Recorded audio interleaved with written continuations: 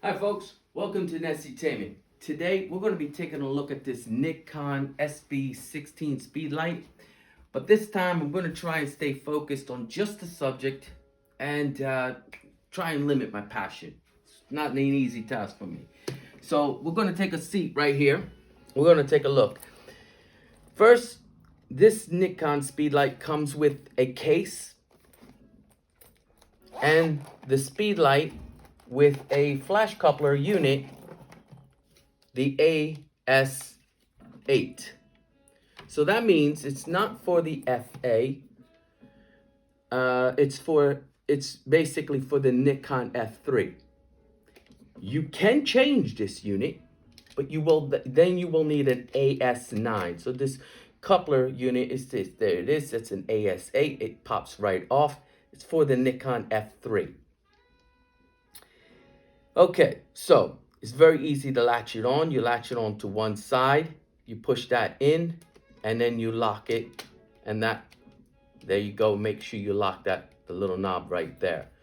So let's just go over the main features of this. The components or whatever you want to call it. I'm not very good articulating certain things. That's all right, layman terms. That's why I say layman terms. That's your secondary your secondary light. Your secondary light source. This right here in the front is your primary light source. That's your SW7 diffuser. Okay? And something that, not a lot of people talk about is that little light sensor right there. Now, I'm assuming, I studied physics, and it's a long time ago, okay? But hey, let's not pick on my age here. That little light source, I'm assuming it's like a photodiode. And basically it picks up light and sees how light travels at 300,000 meters per second. You ain't gonna have no problem taking a picture of whatever your subject is, because nothing travels faster than the speed of light. So that means when this flash goes off and it hits your subject and it comes back, it hits that sensor faster than your camera can go ka-ching.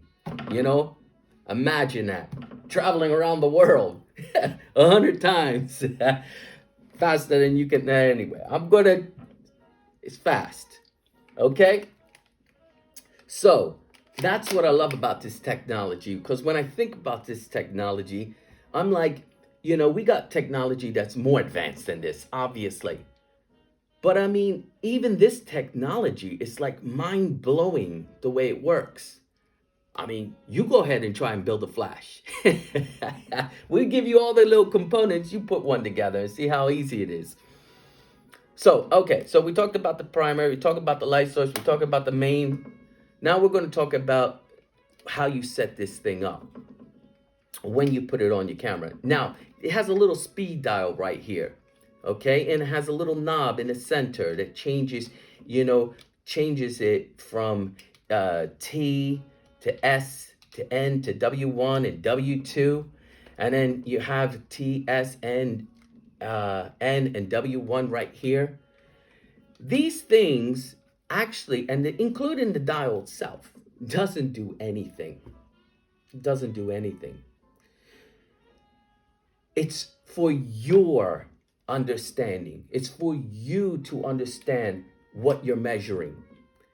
And I'm going to try and explain it and let me get my glasses, because I sometimes struggle, okay? Imagine you go into a bus stop.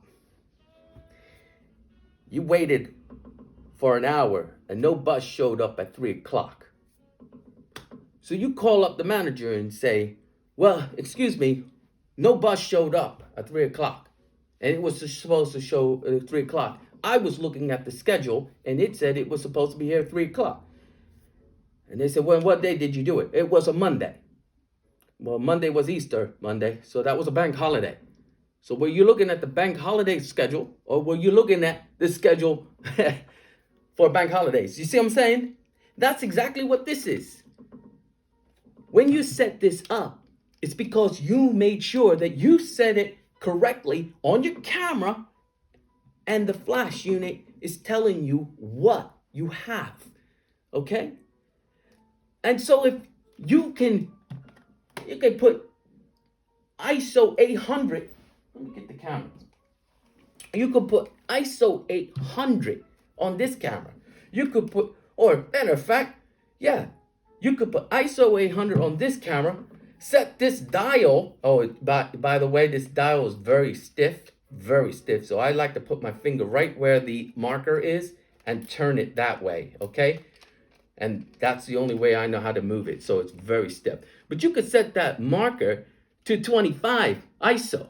Set the camera for 800 ISO, you know? And let me think. And the film could be 200 ISO. Yeah? So you load the film up into the camera. So you got ISO 200 in here, film. You got this set up for ISO 800 on the camera. And you got this set up for ISO 25. You know what you got? You got yourself a bag of shite. That's what you got. Because it means nothing. And you could turn this all day and twist it and pull this up and down. Doesn't make a damn difference, boy. You got nothing. Nothing. So, what I'm trying to tell you is simple. Because I got some friends out there that ask me the same damn question all the time. You set your ISO, whatever your film is, read it. Sometimes that's difficult. Take a second. Read it. It'll say ASA or ISO 100, 200, 450. You put it in. You lock it. Yeah? I'm not going to show you how to put it in because then that's another video. You set the camera.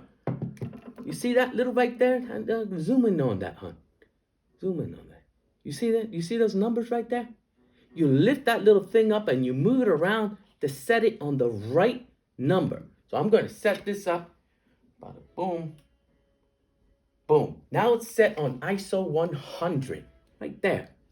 So the camera's set up on ISO 100. The film I just put in there, I didn't actually put it in film. You have to imagine me putting it in film. Okay, like I said, take me all damn day. Right? So you got ISO in your camera. Film. Your camera's set up for ISO 100. Now, you come to the dial and you set that with the little red marker. Remember, put your finger on the little red marker. It's very stiff, this dial. See that 100 right there? And you set that to 100. Now, you got to work out what kind of lens you got. Do you got a wide angle lens or do you got a telephoto lens? What difference does that make? It doesn't. It doesn't at all. But if you're going to take a picture of something further away, which a telephoto lens does, you have to extend this, right? And if you got a wide angle lens, you kind of want to push it back. Yeah. So this little knob right here in the center, you set it for what it is. You set it for, and you see, let me set. That is your 28. Yeah, you got your 35 as your N. You got your S for your 50. And then you got your, I think it's 85. Yeah, your 85 for your telly. So that's your telephoto, 85 or more, 50 or more. You see? Quite easy. Now, this is where it does count. You have underneath here, this is where it does count. When you turn this camera on, I want you to come over here. Step up over here because you're going to need to take a closer look at this. All right? Instead of reaching over. You got your buttons. You got your A1. Your A1 is basically if you had a neutral lens, which is a 35mm lens, and you wanted to take a deep, let's say what I mean by deep is depth of field. You want it deep. You want to take the whole, you want everything included. You know, let's say you walk into a nightclub, right? You know, you're not looking at one person. You're looking at everyone in the nightclub, right? So that's what I mean by depth. Okay? So you want a heavier depth. That means you're going to need more light. And so you set it onto the blue light, the little blue dot right there, the blue marker, the A1. That's your f8. And then what you do is you know that at f8, That's your range right there. Okay, that's your range right there for that kind of lens, for a 35mm lens.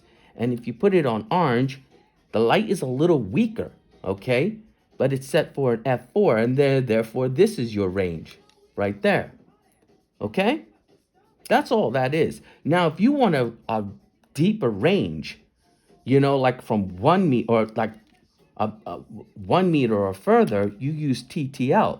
But you can only use TTL on this f3 camera or cameras that have an AS9 coupler that would go onto a shoe. Let me show you what a foot is, a shoe or a foot, whatever you want to call it. Now, that's what you call the shoe.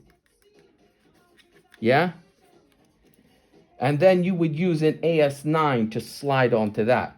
Whereas the Nikon F3, this slides on from here. Let me put this on like that. And then you lock the ring around. Okay? And that's why it's important to make sure that's set up first. Matching the camera, matching, everything is matching. The film, the camera, and the settings on here. Okay? Now you have everything you need, and you use these colors, F2, F2.8, F4, F5.6, you use F16, all them is your depth of field. The further you go down in the colors, the deeper the depth, and the more light you're obviously going to need. That's why the distance starts shrinking down a little bit more each time. And like I said, when you're using TTL, you got a further range, you got a deeper range. That means the flash adjusts for the different speed, you know, for the different distance. Now, one more thing you have your angles, okay? And this is important because if you're facing this camera, and let's back up a little bit. You got this camera, both of these flashlights hitting somebody's face, you're going to blow them out. You're going to wash the color away. And what I mean, that's about ambient temperature, okay? And this is when you need warming filters and cooling filters, depending on what you're doing, depending on the light. The ambient temperature in a room has all, you know, it all depends on the ambient temperature, and then the speed light changes that. Changes that ambient temperature, and therefore you're going to need filters. So sometimes what we do is we bounce some of that light off a ceiling. But you got to remember that if you don't want this light hitting your subject, you still have to make sure that this light sensor hits something that bounces back that's exactly the same distance. For example, if I have this facing this light sensor facing to infinity with no subject in the way, and I'm taking a picture of a person who's only, let's say, 2 meters away from me, then this flash up here, this primer flash, is going to be even more powerful, and it's still going to wash that person out. It's going to still wash them out. Do you see? So this sensor picks up the light that is bouncing from the camera back and into the sensor to make the reading, so it measures how far or how close the subject is, that distance, okay? So there's quite a lot involved in using film photography, but at least you know one thing when you're doing film photography. You're using ISOs and cameras and flashes and this old equipment. You know what?